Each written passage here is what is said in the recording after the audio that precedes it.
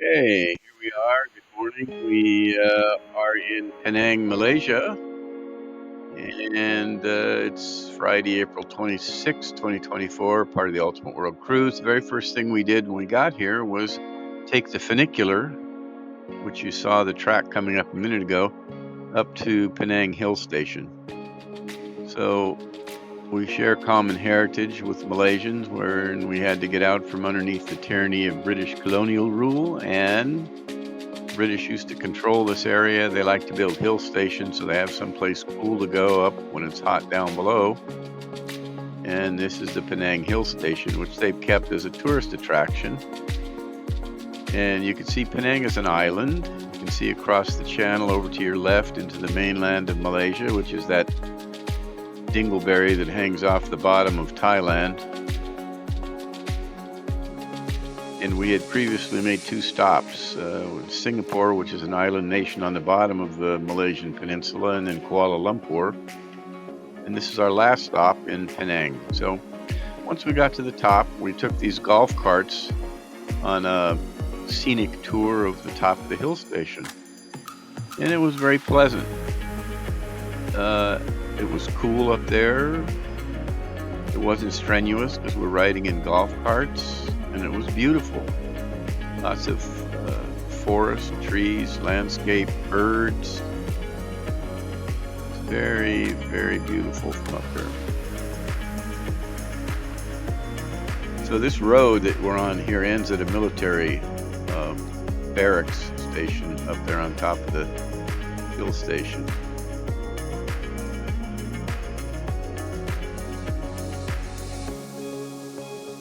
And we're going to go up ahead to a vantage point, another viewpoint where we could get out of the golf carts and go look, have a little bit better view of Penang Island and the strait that connects or that separates the island from the Malaysian mainland, which is that dingleberry that hangs down on the bottom of Thailand and is just above Jakarta.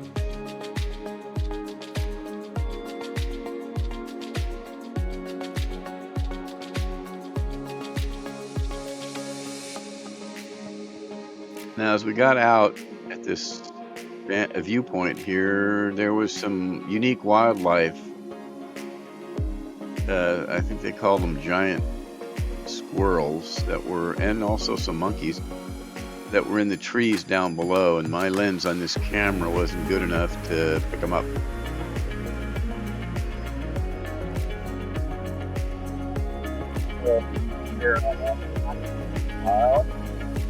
While the others were using their telephoto lenses and whatnot to get pictures of the giant squirrel that was in the tree down there, where it's that dark green spot right in the middle of the screen down below.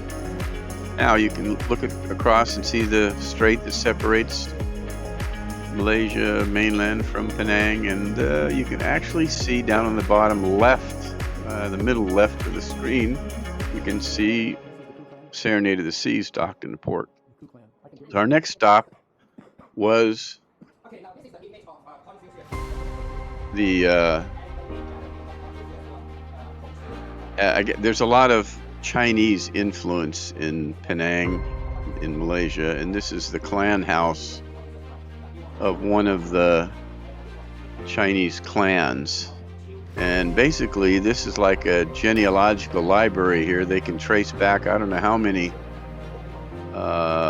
generations back to the original clan arrival in Penang. And so you can see that book over there on the left is their genealogical recording book.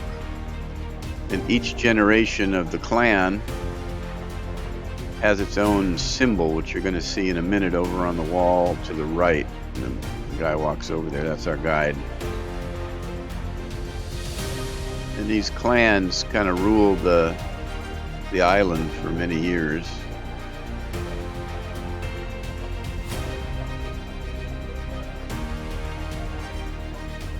There, these are all the symbols. Each generation of the clan had a certain Chinese symbol that was their name they were allowed to use.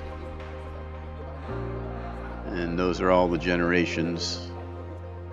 And the next stop was the clan house, where you can and there's like 4 or 5 clans that are there, and they still have their clan houses on the island. And when the families come back to visit, they still stay in those clan houses. Although I don't know why they would, because they don't have air conditioning and they're not modern or whatever, but I guess they still do. So this is one of the clan houses. Now, we did stop at a house that was used by one of the Chinese mobsters that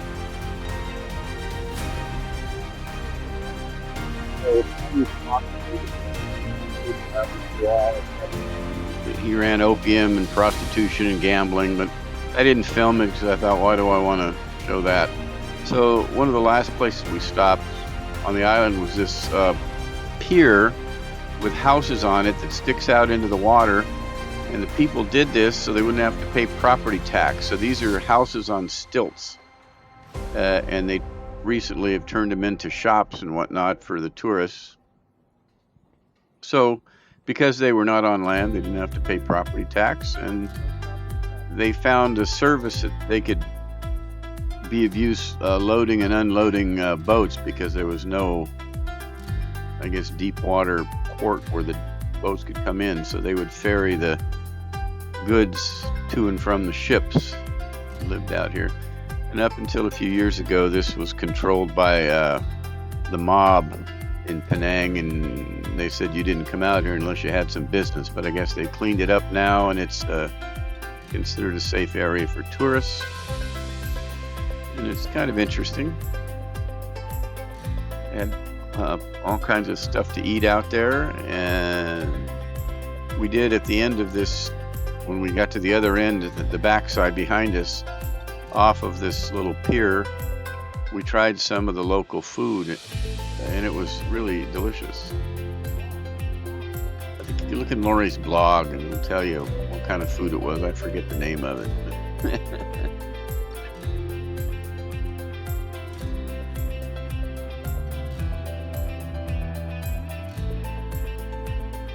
I guess in the old days, they didn't have much in the way of sanitation. I think now all these things are connected to a pipe that takes the sewage back to the mainland for processing. I don't think it just dumps in the water anymore.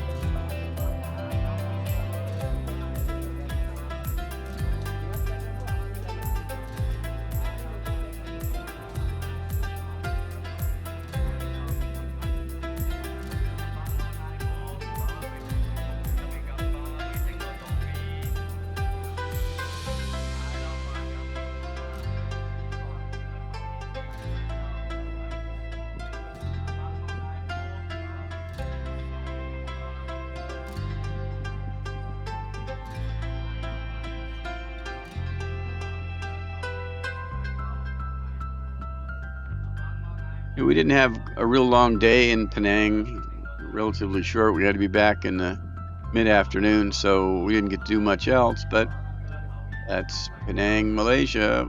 We don't feel like we need to go back and visit, but we enjoyed the day there.